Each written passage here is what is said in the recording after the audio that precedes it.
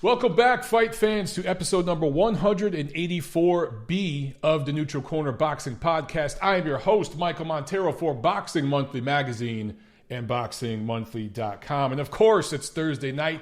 It's the preview portion of the show. I see a bunch of you guys jumping here, jumping on the chat.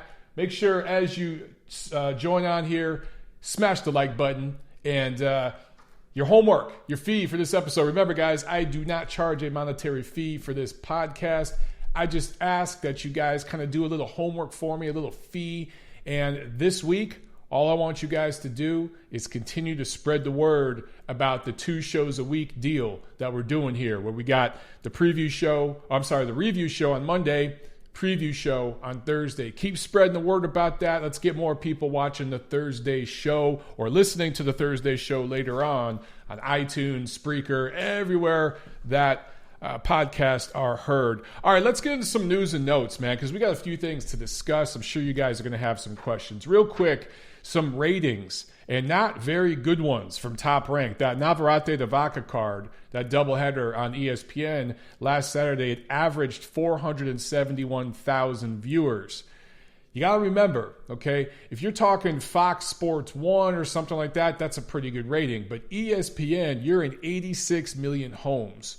So I think, 1% of that would be about 860,000, right? So you're at basically 0.5% in terms of the average, all the homes that ESPN's in, about 0.5% of them tuned in to watch this card live. So that's not the greatest rating. It's the lowest of the few cards Top Rank has done this summer on ESPN.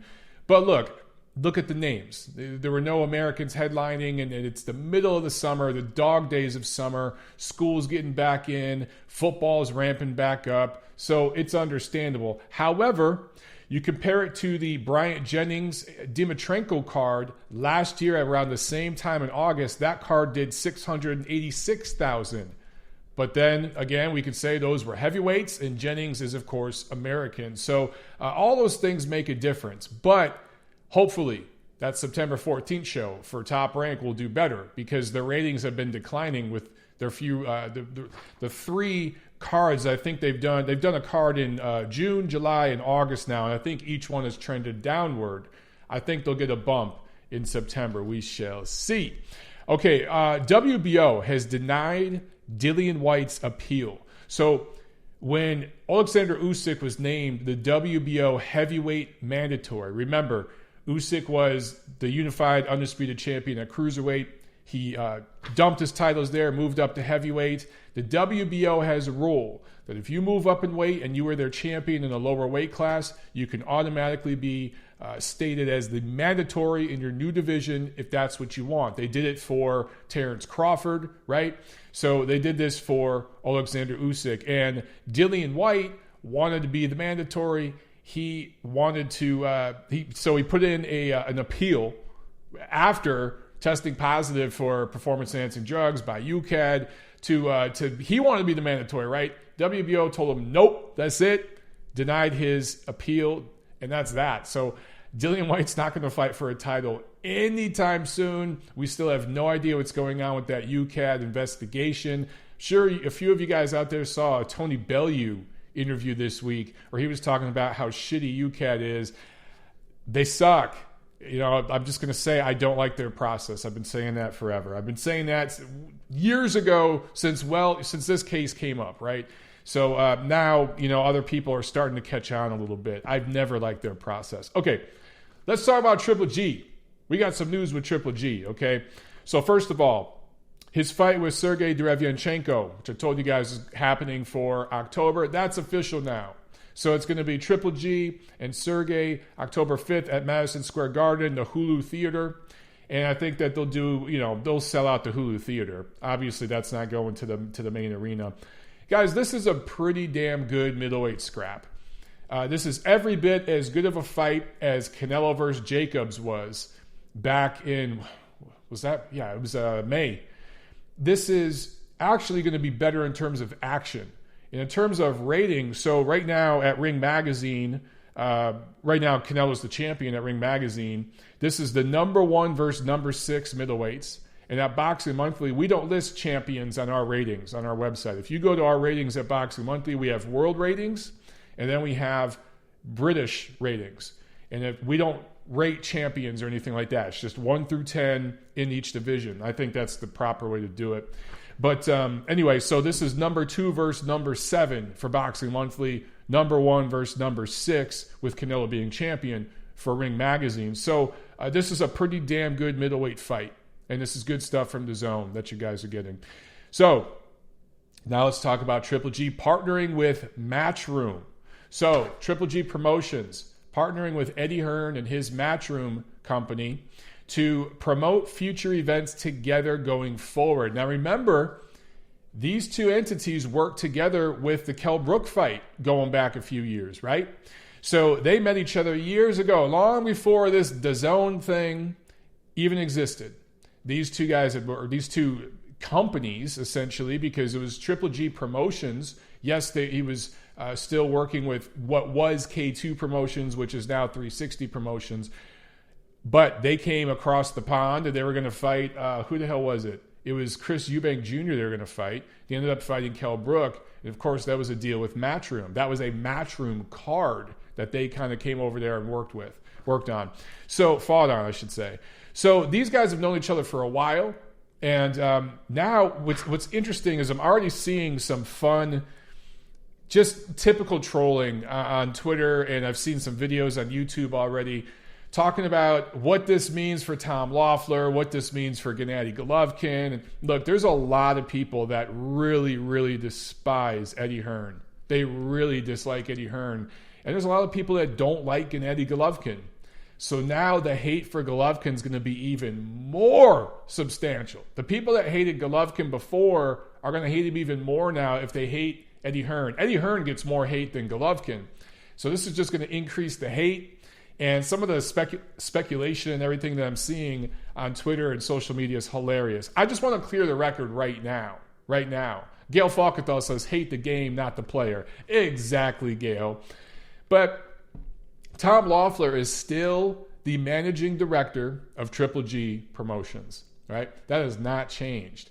I remember I did a piece for Ring Magazine when Golovkin announced his deal with DAZN.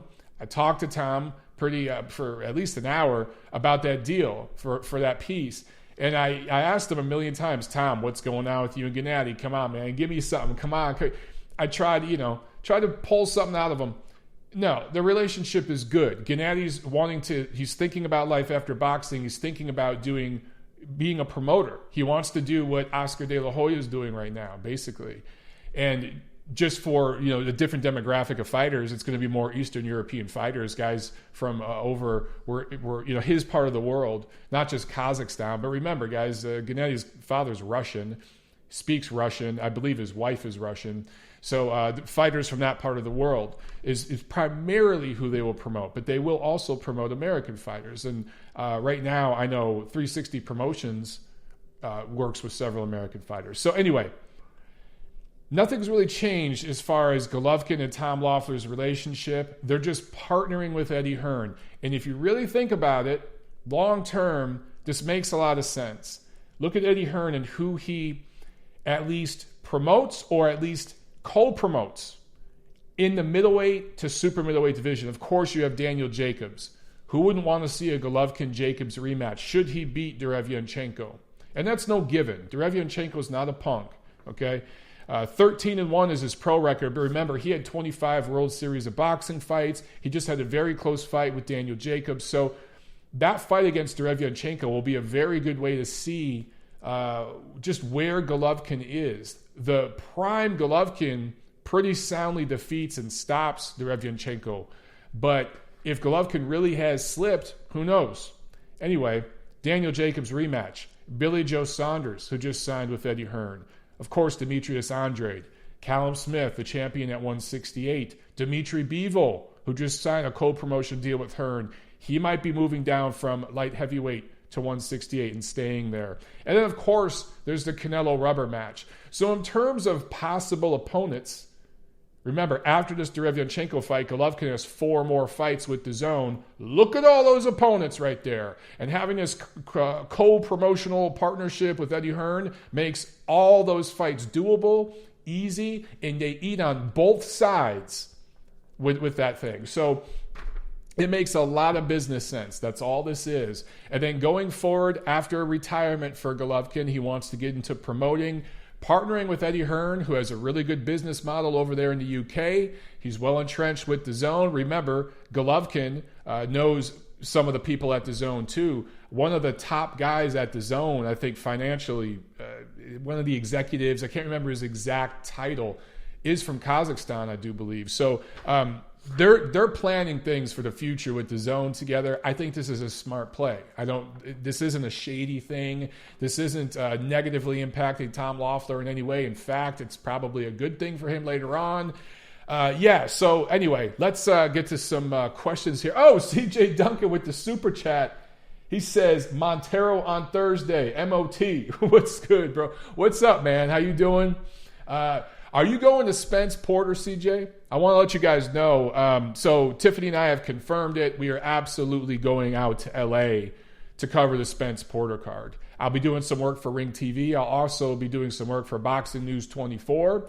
And I'll be doing some work just for MOB, just for my channel. So I'll be working, just working my butt off for that whole week. But we're getting there like well before fight week. We're getting there, I want to say like September 20th or something. And we'll be there for almost 2 weeks. We'll go down to San Diego for a few days. But all in all, we're going to be there for like 2 weeks. So anyway, any of you guys going to that fight, let's get up. Michael Barrios, I'm going to try to make it. Yeah, dude, I know. You better, regardless, we'll hang out. You know what I'm saying? Me and you and the ladies will get together. We'll hang out. CJ, let me know if you're going to be in town. We'll hang out. He says, MJB Taco says, let's grab dinner. Hell yeah. Joe 56984 asks, is Dan Rafael a jerk at the fights? Okay, let me say this.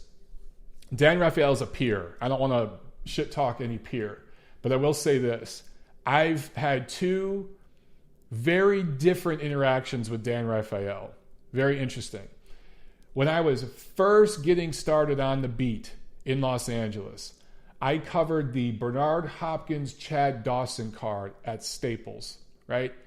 I can't remember who I was writing for, but I remember I'd taken the subway down there. It was one of my first bigger events that I covered in LA. It was, I was really happy. I was excited.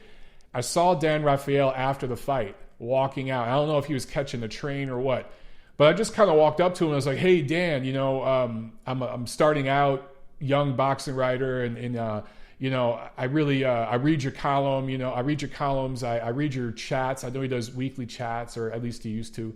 And I went to shake his hand and he pulled back and he almost flinched, like he thought I was going to punch him or something. He thought I was going to mug him. He had the weirdest reaction. Like he literally thought I was some crazed, deranged crackhead or something that was going to clock him. And he pulled back and got all weird. And then he just kind of shook and did one of these fist bump things. Like he didn't want to shake my hand. Years later, when I had built up a little bit of a name, I was covering, I don't know if it was a Klitschko, no, I think it was a Golovkin fight in New York. It might have been Klitschko's last fight in New York.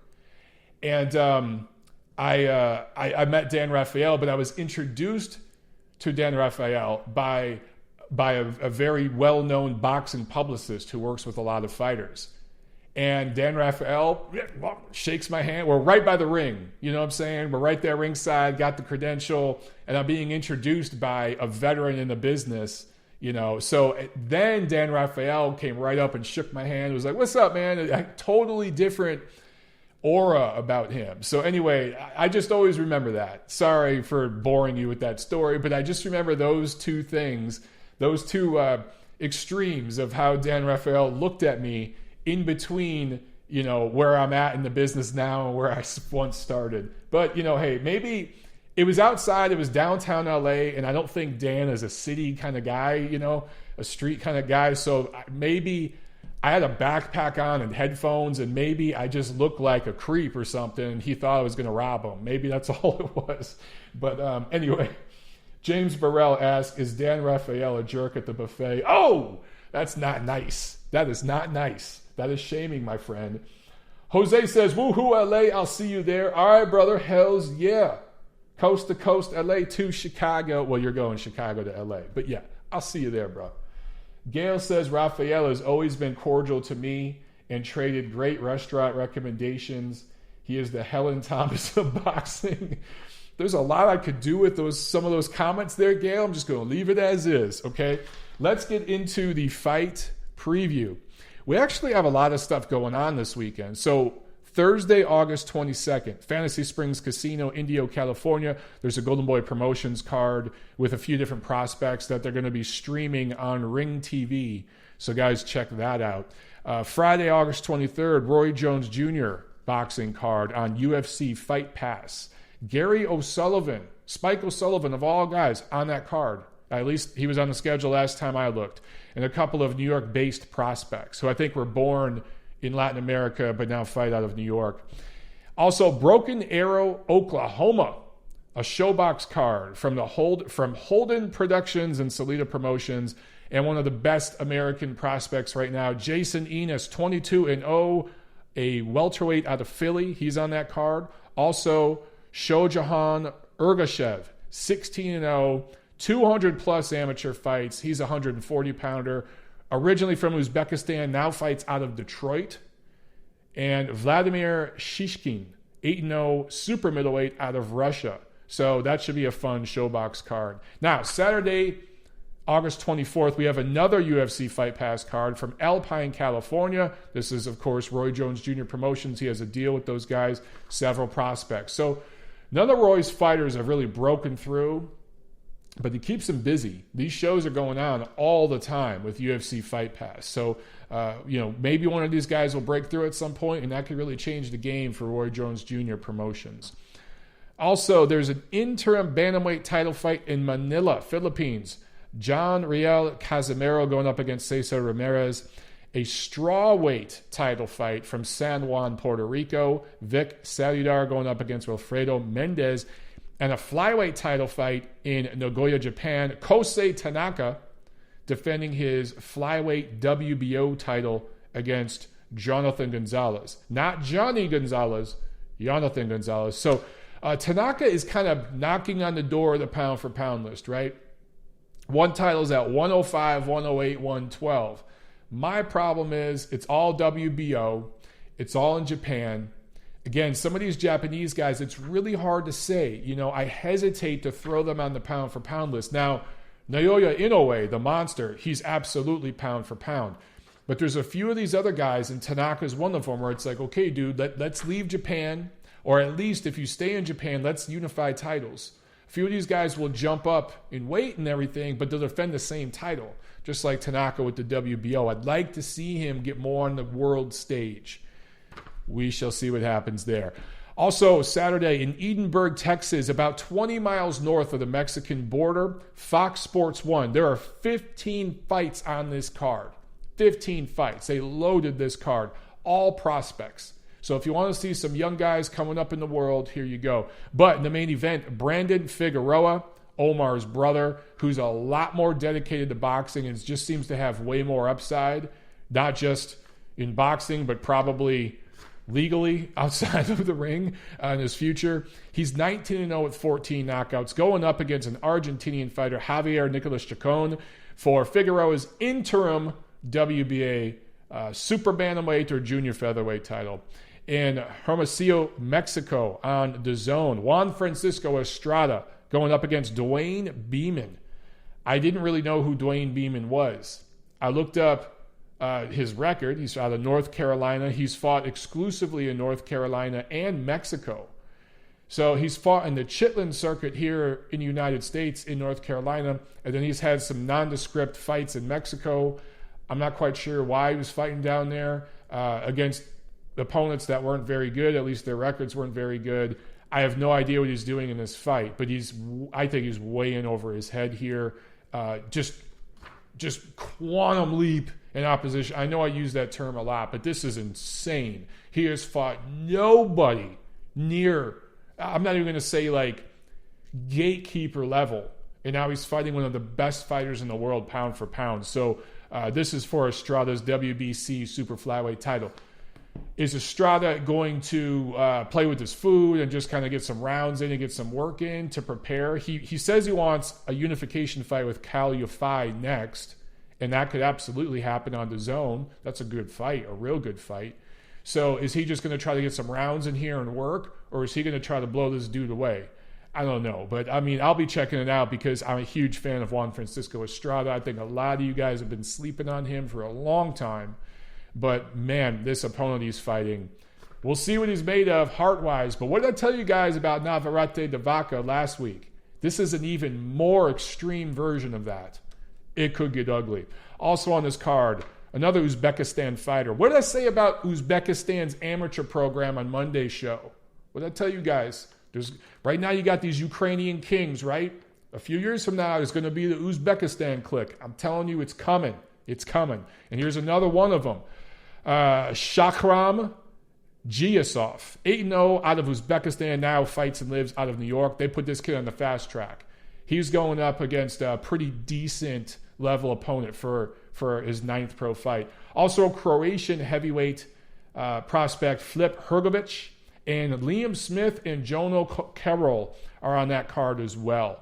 But the big one this weekend, out of Chelyabinsk, Russia, ESPN Plus. And this fight's going to be on like in the afternoon here in the States. So you're going to get some Saturday afternoon boxing, and then later on at night you can watch the DAZN card and everything else. But afternoon here, it's going to be night over there in Russia. Sergey Kovalev defending his WBO light heavyweight title against Anthony Yarde. A lot has been made about this fight, and the hype's been building up. You saw a lot of stuff on Twitter. I'll say this about Anthony Yarde.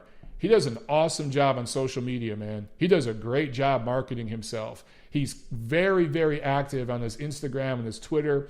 He's built up a following, and he's really promoting the hell out of this fight, way more than Sergey Kovalev is. Sergey's just showing up. That's all he's got to do there in Russia. But Yarde really is promoting this thing. However, Yarde is 18-0, 17 knockouts, 6 feet tall, 28 years old, looks awesome on the pads, looks awesome hitting the bag, physically looks like a specimen. Okay, but who has he fought?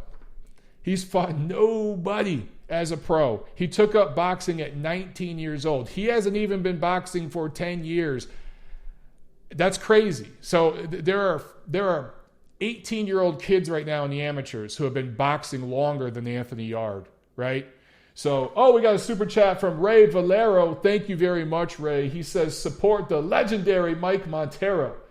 Dude, thank you very, very much. I appreciate that. I can't tell you how much I appreciate that, man. That's awesome. Thank you. Okay, so I'm not trying to shit on Anthony Yarde at all. He has a puncher's chance. The big chance he has in this fight, it's really on Sergey Kovalev. Kovalev has, it's no secret. The guy can be extremely undisciplined outside of the ring. He drinks a lot. He womanizes. There's been issues with all this stuff. I'm not saying anything controversial. We know, right? He's had not one, but 2 separate legal incidents involving women that weren't his wife over this summer.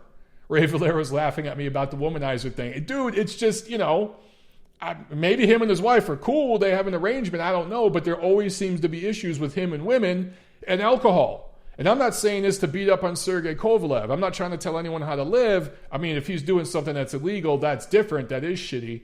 But if you're trying to be a prize fighter, dude, this ain't basketball. This ain't even football. Because in football, there's an injured reserve. There's a second string, a third string. There's an off season. This is boxing. It's 24/7, 365. If you really want to be exceptional, what separated a guy like Floyd Mayweather is he really did. I mean, for the TV, he'd eat tacos or Burger King and shit. This dude outside the ring lived an extremely disciplined lifestyle. He still does. He was a gym rat. He was in shape 365 days a year. You know what I'm saying? Kovalev has shown that he can be undisciplined. And I talked about this before. His last fight in Russia against Isaac Chilemba didn't look great. Didn't look great. Got the W. Oh, we got a super chat. Hang on. Super chat from Mitchell Grant. Thank you very, very much, Mitchell. Let's see. He says, Mike, can you give a shout out to my brother Wes? It's his birthday. He is a massive fan of yours for many years and also got me into boxing. Thank you for your hard work, Mike. From Mitch in Sydney, Australia. Number one, absolutely happy birthday to Wes. And thank you, Wes, for supporting my channel. Not only that, but also bringing your brother on board, Mitch. And not only that, but bringing him on board to the sport. That's awesome. Makes me feel awesome because I helped bring another fan to this sport that I love and am so passionate about and have dedicated so much to. And it's given back to me. So, like, this is a prime example. Yes! Dude, if I could reach across here and give you guys a fist bump, I would. Not a creepy Dan Raphael fist bump, but an actual fist bump. Thank you very, very much, Mitchell and Wes. Happy birthday. And then also, how damn cool is it? You're watching this from Australia. It's tomorrow already, and you're watching this shit. I love what I do. God damn it, I love what I do. Okay, sorry. Back to the fight. Sergey Kovalev. In terms of boxing craft, he has forgotten more about boxing than Anthony Yarde will ever know, right? Sergey Kovalev at age 15 had more craft than Anthony Yarde will ever have. Yellow Man chimes in and says, it's night where I am at. And I love it that your, what is it called? Your avatar is Homer Simpson, who is yellow. So that makes sense. Well, thank you for watching wherever you're at, Yellow Man. I appreciate it. But yes, back to Kovalev. Sorry for those of you listening on iTunes later. I know I'm kind of all over the place. I'm having ADD issues tonight. But Kovalev, man, 36 years old. I should go to his record. 33, 3-1, 28 knockouts. It's the same height as Yarde. 72 inches is his reach. They don't list Yarde's reach, but he may have longer arms than Sergey, but Sergey's got some long-ass arms. He is about 8-9 years older. Had a pretty good amateur career, more so regional, not necessarily global with his amateur career, but coming up in that Russian system, good amateur career, certainly better than Yarde's, which was maybe, I think, 20 amateur fights, something like that. So in terms of experience, in terms of craft, skill, who's had a tougher road in life, who's had a tougher road in the ring, in their pro career, who's been through it? Kovalev. Guys, I talked to Kovalev's managers and some of those guys. Just a lot of you don't know the sacrifices that Sergey Kovalev made when he moved to this country. And he didn't get paid for many of his early fights. It was Igis Klimas who was basically paying his rent for him for a while, and Sergey just wouldn't get paid for the fight. So, like, he's made extreme sacrifices to get where he is. Extraordinary circumstances. And he's one of those guys where, regardless of how you feel about some of the controversial things he said before, some of his actions outside the ring, just referring to what he does in the ring, if he could have been more focused and 100% dedicated, this dude, he probably would still be undefeated, and he might be at the top of that pound-for-pound list, at least near the top. He really is that good and could be not the best fighter on the inside, but really good at long range, really good at mid-range, decent on the inside. It's just, what kind of condition is he in for this fight? Physically, mentally, emotionally. Has he been partying his ass off in Russia like he did before Chilemba? Before that Chilemba fight, he was partying his ass off in Russia. Wasn't necessarily the most focused camp ever. The previous time he had fought in Russia, he killed a man. So I've talked about this on a couple different shows now, right? So there's a lot there. He's also fighting in his hometown. Also on top of that, there is a huge 8-figure payday waiting for him to fight Canelo Alvarez at the very end of this year if everything goes right Saturday night. So life-changing money, because for all Kovalev has accomplished, he's never made that significant, massive payday, right? The fight with Canelo would be for over $10 million. I think they had offered him 8 or 9, somewhere in that range, and he turned it down the first time around. If he beats Yarde, defends his title, they're going to offer him over $10 million. And And that fight's going to happen at the end of this year. So there's a lot of pressure and a lot riding on this. Is Kovalev handling that pressure well? Is he staying disciplined? Has he laid off the alcohol? Has he, since he started camp, has he been 100% dedicated and focused? We know he wasn't a few months ago. We know he's being crazy and doing some nasty shit outside the ring. But over the last 8 weeks, 9, 10 weeks, has he been focused on Anthony Yarde and 100% ready? Remember how long it took to announce this fight officially? Remember how it kept getting delayed and pushed back? Was Kovalev being disciplined during that time?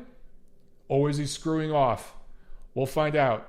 The best chance Anthony Yarde has to win this fight is if Sergey tries to be the crusher and comes in there and just tries to blow him out. If I'm Sergey Kovalev, if I'm Buddy McGirt, I'm telling Sergey to box just like he did against Eleider Alvarez in their rematch back in February. That's how he should fight this fight.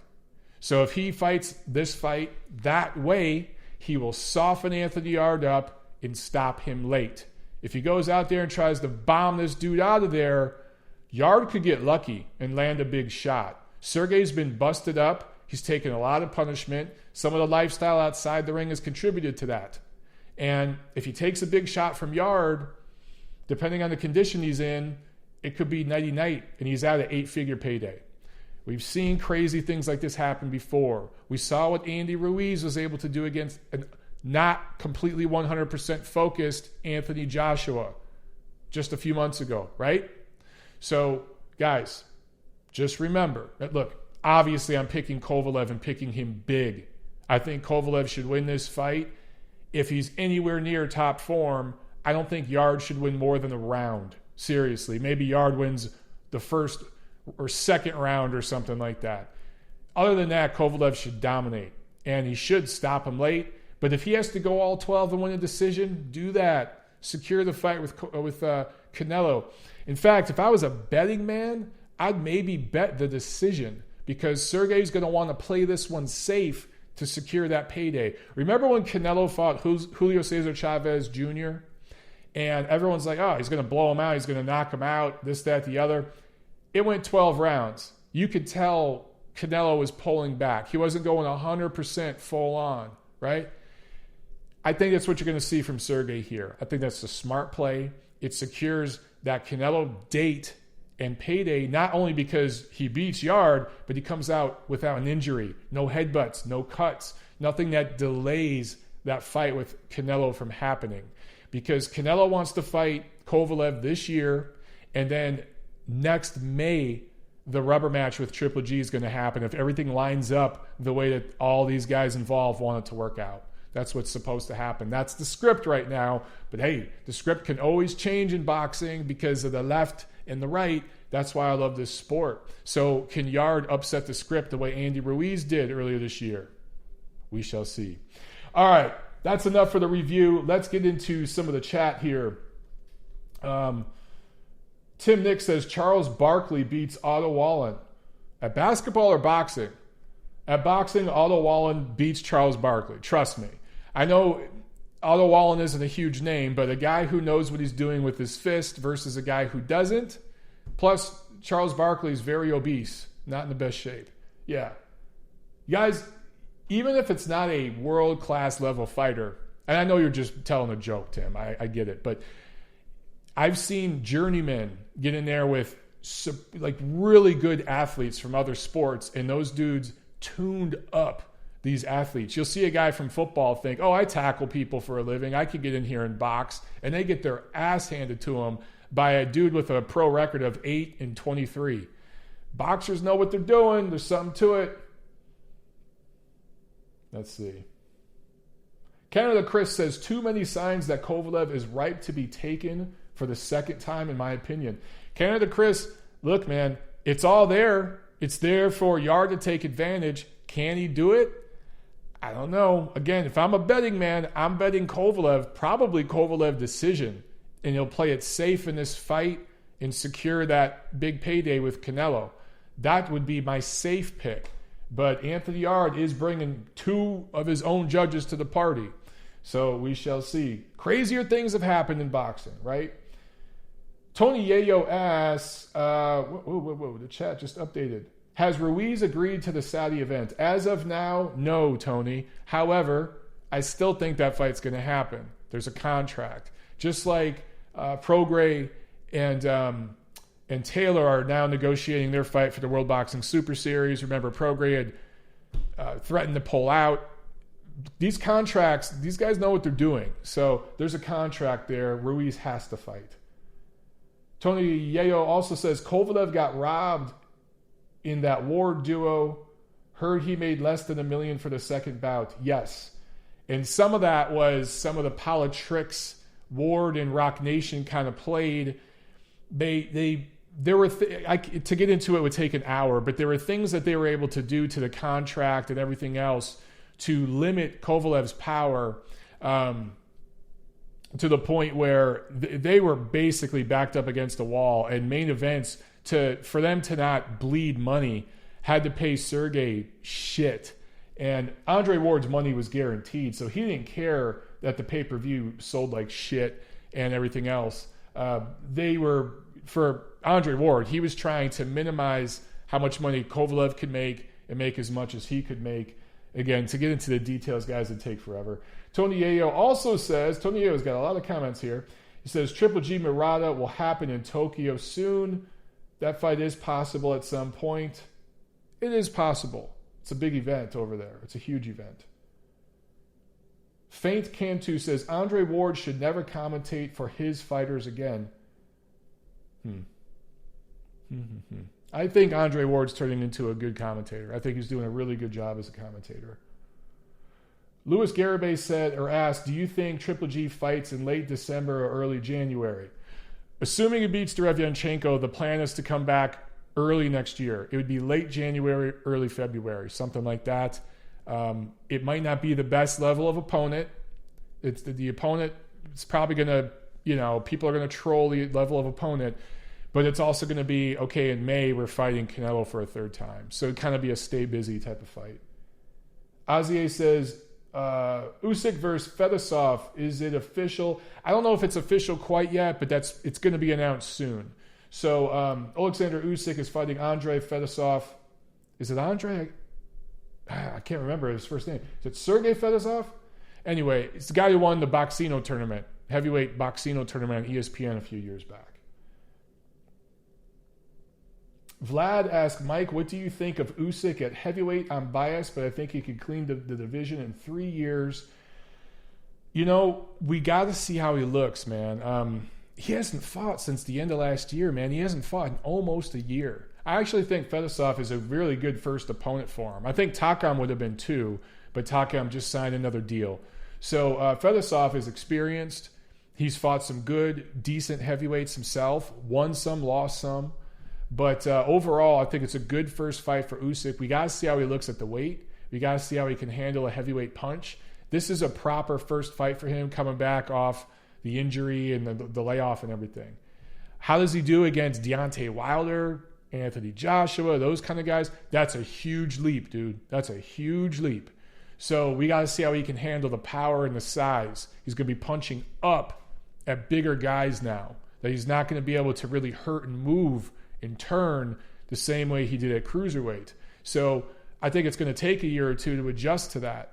But you got to remember, he is the mandatory now for the winner between Ruiz and Joshua. If the winner of that fight, which I believe will be Joshua by decision, if he wants to keep that IBF belt, he's going to have to fight Usyk. So Usyk's going to have to, if he beats Fedosov and beats him well, he's going to have to get in the ring again very, very soon and fight a top 10 guy to see where they're at. If he can handle a punch at heavyweight, he can absolutely be the champion right now. He's got that kind of boxing craft. Can he handle the punch? That remains to be seen. Cody 8804 says, so Loeffler was stabbed in the back. Cody, I'm surprised it took you this long to get on here and start bashing Loeffler. Go back and watch the beginning of the show. Tom Loeffler is still the managing director for Triple G Promotions. Ozier says Mike Coppinger tweeted that Ruiz agreed. Okay, well, Coppinger has direct access to the PBC guys. They're really good buddies. So if he's tweeting that, then I guess Andy Ruiz agreed to terms. So basically, what I've been telling you guys for the last 2 weeks, it looks like it happened. Let me go check Twitter right now. Let's go to Mike Coppinger's feed. Is it Mike Coppinger or Michael Coppinger? Let's see. It is Mike Coppinger. Okay. Let's see. Blah, blah, blah. I don't see any tweet about it, guys. Oh, here we go. Okay. So Mike Coppinger tweets, sources, Andy Ruiz has agreed in principle to head to Saudi Arabia for the rematch on December 7th. If you want to know more, go to the site that we charge you to read articles for. Okay, so, yeah. So what I've been telling you guys for the last 2 weeks, the fight's going to freaking happen in Saudi Arabia. So can we move forward with this shit? The fight, it will happen like I've been telling you guys. These contracts are solid, okay? They are solid. Tree Duck says Ruiz is getting millions more. Yeah, like I've been saying. They were trying to get more concessions. I tweeted weeks ago. Go research the tweet. I tweeted weeks ago. When this negotiation is said and done, Andy Ruiz is going to get 8 figures. Regardless of whatever number, he's going to get 8 figures. So there you go. That's what I've been saying for weeks. Guys, this is how it works. You just got to be patient. Okay. Let's see. What else? Fake Cantu says, if you promote a fighter, you should not be in on the commentary. Yeah, I agree with that. You shouldn't be one of the main commentators. You can come on and do a guest spot, a quick segment or something, but you should not be one of the lead commentators if it's involving a fighter that you promote. That's kind of weird. Bernard Hopkins does that on some of those Golden Boy cards, where he would be he'd be doing commentary work, and it's one of his fighters in there. I never really liked that look and feel. I don't think that's the right way to go. It just feels a little too inside. Centurion's son asked, do you believe Mayweather got $2.5 million for that Saudi video or Santa Claus? I don't know what you're talking about. But remember last week when this AJ and Josh or Andy Ruiz thing was starting to get real hot and heavy and everyone was talking about it, and a video quote unquote leaked of Floyd training overseas, and people were like, oh, does this mean the Pacquiao rematch is on? And now Floyd, he was asked about it, he says, man, that video's from years ago. Floyd, we know you leak the video to get attention because that's what you do. When Floyd doesn't get enough attention, he'll do little tricks like that to get some media attention. And then he'll be like, ah, man, that video's from years ago. He leaked the damn video. Okay. Silvio asked, Mike, which future fight are you most looking forward to? That's signed or that's not signed? That's signed this year. Right now, man, you got to give me Ruiz Joshua 2. Everyone's intrigued for that fight. But then also Prograis Taylor. I like Prograis a lot. I like Josh Taylor a lot too. I think that's an amazing, fantastic fight. Golovkin, Derevyanchenko. And let's not forget, man, we got Vojtik Beterbiev. That fight's kind of falling under the radar. Man, that could be the fight of the year. We shall see. Oh, also, let's not forget, we're going to get Hurd in J-Rock again, probably by the end of the year. Holy shit. 2019 has been shit for the first 3 quarters, but the fourth quarter of this year, it's going to be good. Real good. Okay. Couple more, guys, and then we out of here. Luis Garibay asked, will Loma fight again if he beats Campbell? This year, I doubt it. Because they're targeting the Teofimo Lopez fight for February, right? The Super Bowl. If everything works out, Grandpa Bob wants to have Vasily Lomachenko and Teofimo Lopez fight around the Super Bowl next year. So maybe you can squeeze in a fight for Lomachenko against a lower level opponent just to keep him busy. Maybe they'll do that. But probably, I don't know, man. It really depends on what happens against Campbell. He's got injured in the last few fights, right? He's had a couple little nagging injuries. Does he get hurt again? Does he get cut? You just don't know. Tony Yeo says Teofimo's not ready for Loma. I tend to agree, but let's see how he looks against Richard Comey. Let's see how he looks against Comey. The Kissam asks, Usyk versus Takam confirmed for October in Chicago. No, the Kissam. You go back and watch the whole show. You should have watched Monday's show as well, because I talked about this, I do believe. Takam is out. He signed a deal with, I think, Star Boxing, Joe DeGuardia's group, so he's out. So now they're looking at Fedosov for Usyk to fight. Usyk will fight on that same date, same venue in Chicago, but it's going to be against somebody not named Carlos Takam. Okay, let's see here.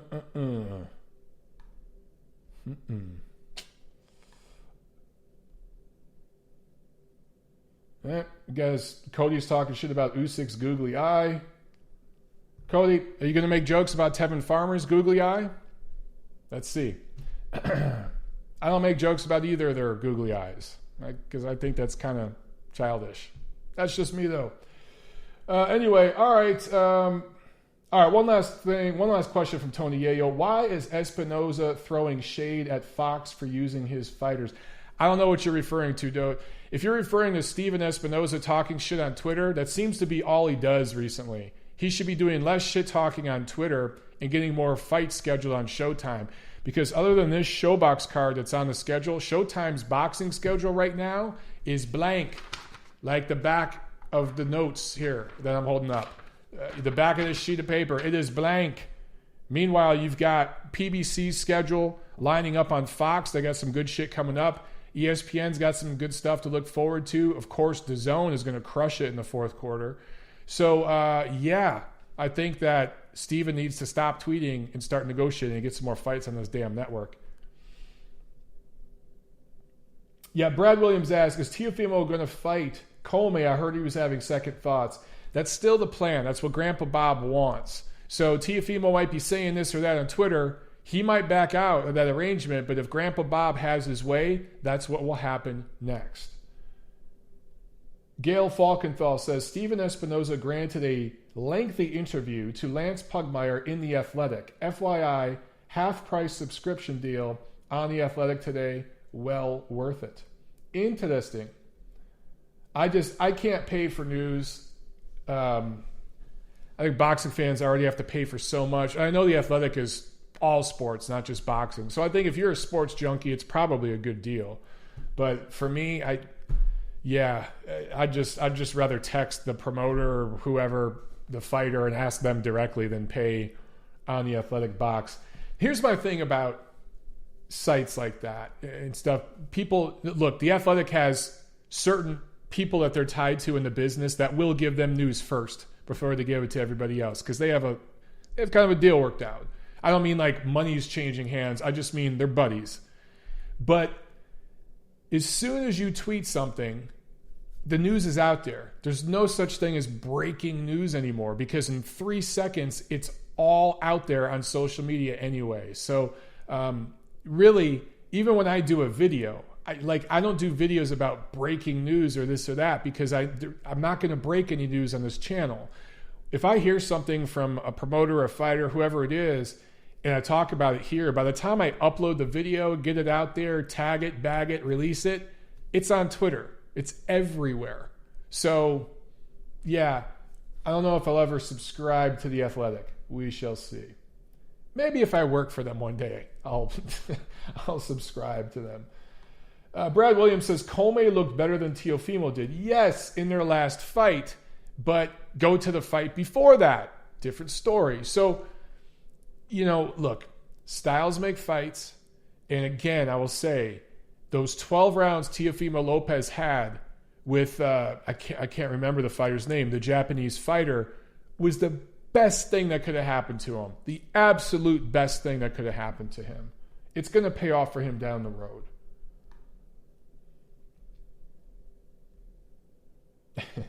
Tim says I'm too slow. Omar Rodriguez asks, can DAZN buy the rights to the HBO boxing library? No, they cannot. No, they cannot. Different entities own that property. So it'll stay where it is as far as ownership for now. Maybe chunks of it will be broken up and sold later. But HBO will continue to do sports documentaries and things like that with some of that footage as they so please. I got to tell you guys, I used to get HBO, and for a long time I got it for free. I had a deal worked out where I got it for free for years. And they wanted to start charging me recently. My deal that I used to have was running out. And that deal carried over from LA to Atlanta and everything else. But they didn't want to recognize it anymore. And they wanted to start charging me, and I just canceled it. HBO sucks. They don't have boxing right now. They're a propaganda machine for political activism and all that. And not that I subscribe to that in either side or anything. I just don't. Yeah. The only good thing they have is Hard Knocks with the NFL, right? And they do some interesting documentaries. They do. I'll give them that. But that shit's on Netflix in 6 months, right? Any documentary they have. I'm not a Game of Thrones nerd. So, yeah, I just don't get the HBO thing. You know what I'm saying? I just don't get it. And the Hard Knocks, I do like the Hard Knocks, but how many times can you see the same kind of storyline over and over and over? It's just like these 24/7 type of shows in boxing. I don't really watch those either because you get to a point like I already know all the information they show on those shows. It might be news to the casual sports fan, but I already know pretty much all that information because I've talked to the fighter or his promoter at some point. So I kind of know everything. Centurion Sun says 24/7 was the best. It was a lot of fun, dude. Don't get me wrong. It was fun. Extremely well produced. But how many times could I see Floyd Mayweather go to Taco Bell and be hanging out with his girls and getting a scalp massage and getting his nails done? It was the same thing just over and over. And then when he went over to Showtime, it was, he was doing the same thing there. Same thing with Pacquiao. Even with Golovkin. The one interesting thing I'll say is Golovkin kind of turned heel in the rematch with Canelo. And that kind of made it fun because Canelo and Golovkin really hated each other. And they were so respectful during the first fight. The second one, they really hated each other. So it made that 24/7 kind of interesting. But yeah, I stopped watching those programs a while ago. Canada Chris says, I like Bill Maher's show. Canada Chris, I used to love Bill Maher's show. I used to be a big Bill Maher guy, but he sold the fuck out, dude. The last few years, he let O'Shea Jackson punk him on his own show. He's become a corporate man. He toes the line on certain political issues, but then other issues he'll actually speak the truth on. Bill Maher is completely sold out and just become another corporate puppet. That's all he is at this point. He produces a lot of stuff at HBO, and he doesn't want to mess that up. Yeah, he let O'Shea punk him right on his own show. He completely lost his balls. Yeah, you guys are asking who's O'Shea. O'Shea Jackson is the guy, he calls himself Ice Cube, the 50-plus-year-old millionaire who acts like he's an oppressed guy. Basically, it was two millionaires arguing on Bill Maher's show, and Bill Maher, on his own show, let this dude completely punk him. And I'm like, dude, where's your balls? Bill Maher of 20 years ago would have told O'Shea Jackson to go fuck himself right in his face. Even if he punched you or something, you still would have said that. That was the Bill Maher I respected. It got him fired from a couple of jobs, but he told the truth the way he saw it. Even if I didn't agree with it all the time, I agreed with a lot of it. But he kind of lost that along the way, and he's just become another corporate shill. He's just a bag of shit. The last time I liked Bill Maher was when he stood up to Ben Affleck a little bit that one time. That was fun. Ben Affleck, Jesus, what a clown that guy is. Gail Falkenthal says, wait, you don't watch Ballers? Is Ballers a show on HBO? Then no, I don't watch it. Yeah. Let's see. Vlad Mash says, Bill is a lefty puppet. Yeah, well, look, Vlad, I'm a classical liberal. I'm a moderate liberal, moderate lefty, however you want to word it. So there are a lot of issues, when it comes to religion and certain things like that I agree with Bill on a lot of things. I'm not indoctrinated in the cult religion of intersectionality and the hierarchy of privilege and the oppression Olympics and all this kind of shit. I don't subscribe to that stuff. So I can't ride with Bill on that because he doesn't believe in that shit either. Okay? If you go to one of Bill's parties and you talk to him off the record, and, I can't say too much here, but when I first went to Hollywood, I may have went to one, but you go there and you talk to him off the record, he's coked out of his mind half the time, but he'll tell you the truth about how he really feels about certain things, and he used to go on a show and talk that way. He goes on there now and he bites his tongue. And I'm like, dude, you're a fucking shill. You're the same guy you used to bitch about 20 years ago. Who knew that we're going to have a Bill Maher rant the last 10 minutes of this show? Billy Boxum Spectrum says, I love Reyes gloves. Hell yeah, dude. Hell yeah, I love Reyes gloves, I tell you. But boxing coaches don't like them if you're working mitts. They want you to put on something way softer. Because holy shit, your power changes. You got to get used to your hands being so curled up, though. But those gloves, you feel the power right away. Centurion Son asks, Grant versus Reyes. Reyes are the hardest punching gloves I've ever put on. You instantly feel the difference, but they will do some work on your knuckles. You got to, they talk about Mexican-style hand wraps. There's a reason the Mexican fighters put so much gauze, because those Reyes gloves, if you tape up like normal, let's say if you're putting on some Everlast, and then you do the same tape job with some Cleto Reyes, you feel the difference instantly on your knuckles. You really, really do. Gail says, there's a reason all the vicious Mexican fighters wear Reyes gloves. Hell yeah. Hell yeah, you feel the difference right away. The Fight Scout says, those gloves from the 80s and 90s are the hardest gloves I've ever worn. Yep. Hell yeah. Tommy Boseo asks, you think you could be a good corner man, Montero? Hell yeah, I could. I'd be a chief second. I wouldn't be the head guy. But absolutely, I could do a good job in the corner. Abso-freaking-lutely. All right, guys, we've been going for about an hour. So we'll go on. We'll leave on Tony Yayo's last question. Is Joey Spencer the next big thing? No. All right, guys, that's it. Remember to do your homework. Spread the word about the Thursday show. I'll see you at the fights.